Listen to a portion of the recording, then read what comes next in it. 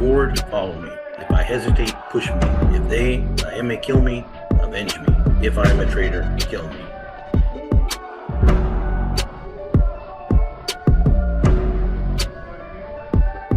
Gangsters, cops, and politicians, get ready to rock. We're on a mission. Each one of us shares our own vision.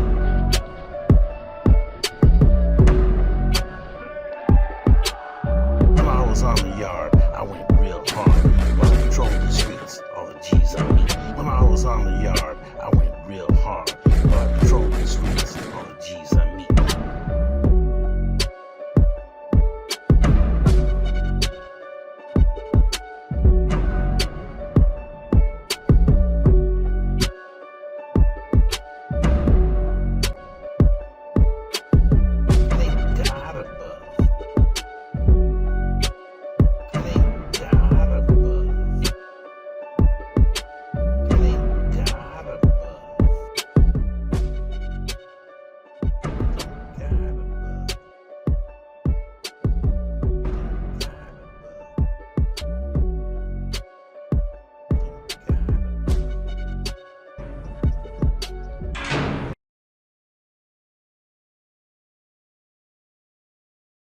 Saludos. This is your host, Gabe Morales. Recently, I had an individual comment, "We are tired of listening to you insert yourself into stories. Just tell the story about what you're talking about and leave yourself out of it." Now, I noticed he used the word "we" as he was speaking for all 12,000 plus current subscribers. And that puzzled me, why he claimed to speak for thousands of people when I doubt very much he has polled them about this show. And on the contrary, I've had other people tell me that they enjoyed hearing my participation in certain events or my dealings with certain individuals. And I recall one gang expert in particular said, "You know, Gabe, I like your prison gang presentation. You know a lot about prison gangs, but you know what interested me the most? When you talked about what you did. Because only you can tell that story. Nobody else can't get it nowhere else." So that would be the exact opposite of this other individual. And by no means do I believe that gang expert spoke for everybody either. I would encourage you to make I statements, because then you take ownership for your own thoughts, feelings, and experiences. I feel this is a much better communication tool, and I happen to teach communication classes. And usually that's a lot better way to start off a conversation and stay engaged than saying "you," which can be confrontational, or "we," which could lump everybody in the same boat when that is not necessarily true. So since we're starting with the I last names, I thought I'd start off with that.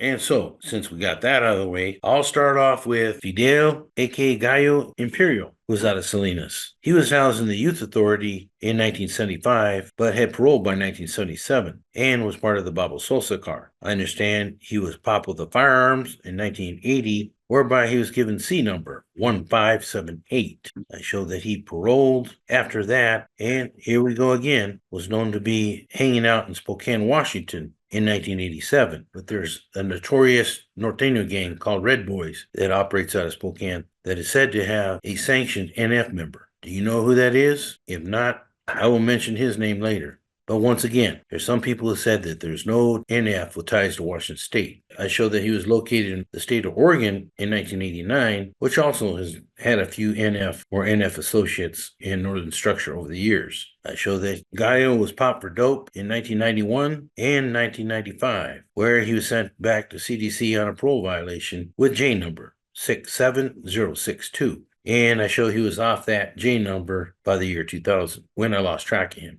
There's a Gabriel Imperial from Salinas. He was an NF associate in the late 1970s, and I understand assisted in the murder of Mexican Mafia member or associate Alex Knuckles Moreno. There's Martha Clara Imperial, whose husband was Lawrence Perico Saldivar, a major NF assassin who operated with the Babo car and was close to NF assassin Fegaglios. I show that she was a major drug runner for Death Row Joe in 1976, but came up missing in 1983, which is about the time the Death Row Joe and Babo Sosa car had been mostly eliminated. But I'm unsure if foul play was involved there. There was Juan Toro Irigoyen, who's out of Modesto. He was another individual affiliated with the Babo Sosa car. when I believe he was locked up in the YA. I show that he entered the adult system in the early 1980s with C number 58648 and was known as being NF at San Quentin in 1983 through 1984 and validated as such by 1985. I show that he got released but came back on the A number as an Alpha, B as in Bravo 2310, but I show is currently not in custody.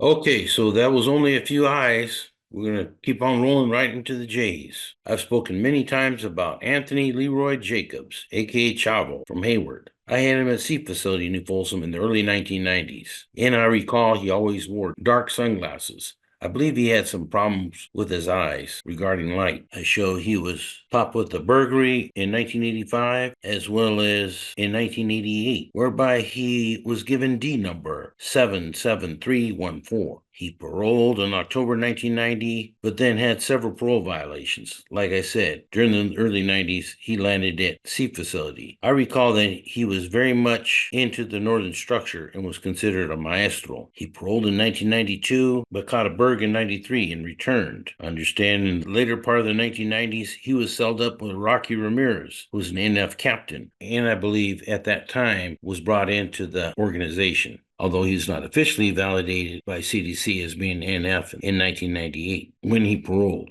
I understand when he hit the streets, he burned the NF on a lot of dope. I believe Rojo speaks about it on at least one of his videos. I show that he was popped for dope in the year 2000, which was part of the Black Widow case, and he pretty much rolled on everybody he could think of. He was given BOP number 95988-011 and entered WITSEC and has appeared on numerous hit lists. I show he was discharged on that number in 2004.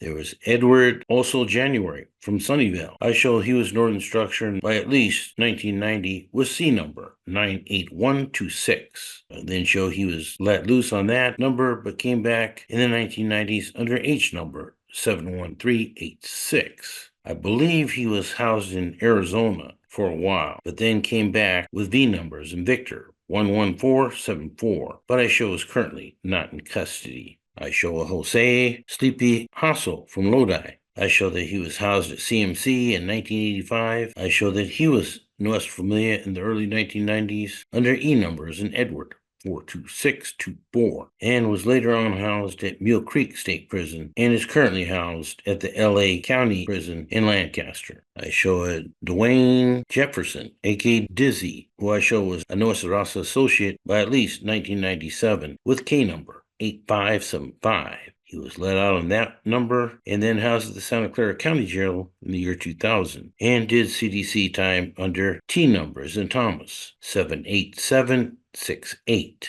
I believe he paroled in the year 2012, but was considered to be a shot caller for the Nuestra Familia and was arrested, I believe, in the year 2015 and was housed at Pleasant Valley State Prison after that, where he is currently housed. I believe his father was from Salas, as Dizzy was, but I think his father went by Güero, and Dizzy also went by Güerito. I show this Dwayne Jefferson was born in 1958 and initially had a C number of 71841. I show he was let off on that number, but came back in 1991 with a new CDC number of Edward 24183. And like I said, I'm pretty sure the son followed in his footsteps. I show an Arthur Chino Jimenez out of Vacaville. I show he did YA time in 1985, but had parole by 1988. I then show that he got popped for an assault with a deadly weapon in 1988 and given T number 92130.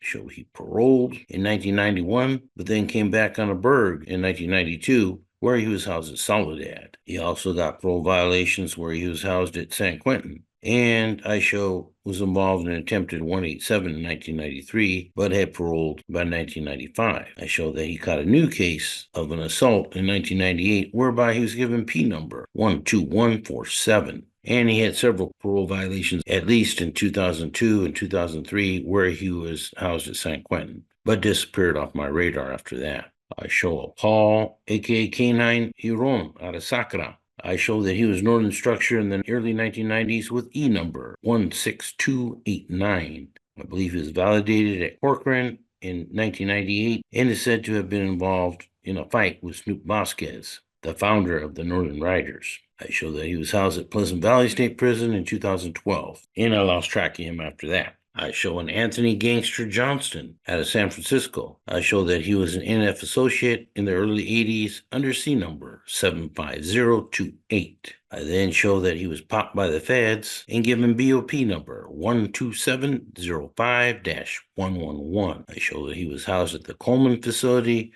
in 2011 through 2013.